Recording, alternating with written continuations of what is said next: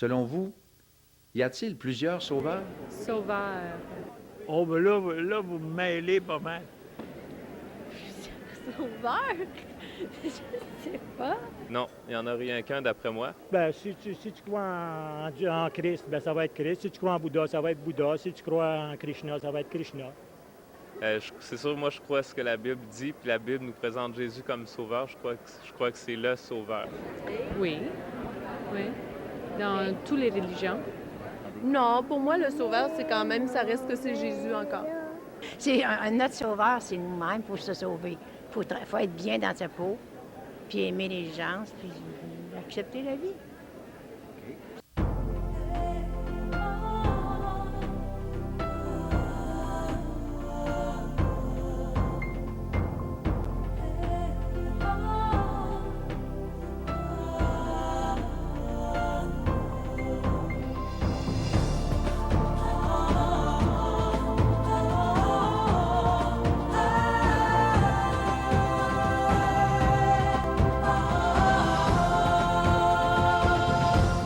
Mesdames, Messieurs, bonjour et re-bienvenue à l'émission L'heure de la bonne nouvelle.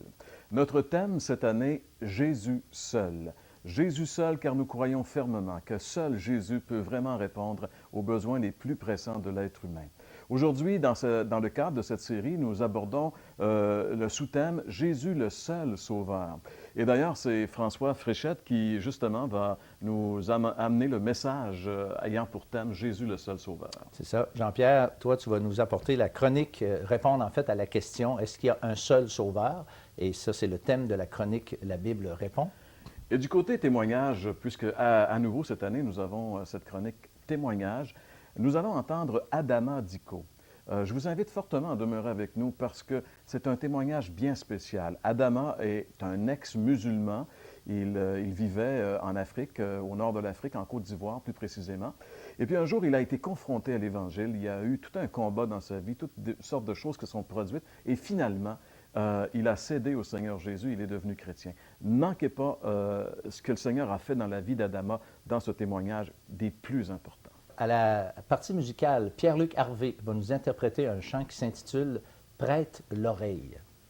Et François, si on parle du Vox Pop maintenant, si on revient un petit peu sur le Vox Pop qu'on avait au début, la question semblait susciter, et si je me fie un petit peu aux réponses et aussi à l'expression des gens, il y en a plusieurs d'ailleurs qui étaient déjà surpris de se faire poser une telle question. C'est assez étonnant quand même de voir que la notion de sauveur, c'est quelque chose de presque disparu dans notre société. Je pense que c'est vraiment quelque chose maintenant de théorique, au point que les gens ne sont plus absolument plus conscients de leur besoin d'un sauveur. Et on est rendu dans un monde post-chrétien, en fait. C'est assez évident que même les vérités évangéliques de base, comme de quoi Jésus est le seul sauveur, est maintenant absente. On a plusieurs sauveurs et puis les uns valent les autres. Alors cela démontre encore une fois l'importance que vous puissiez savoir ce que la Bible a à dire sur ce sujet des plus importants parce qu'il y va bien sûr de notre éternité. Donc, demeurez à l'écoute car c'est l'heure de la bonne nouvelle.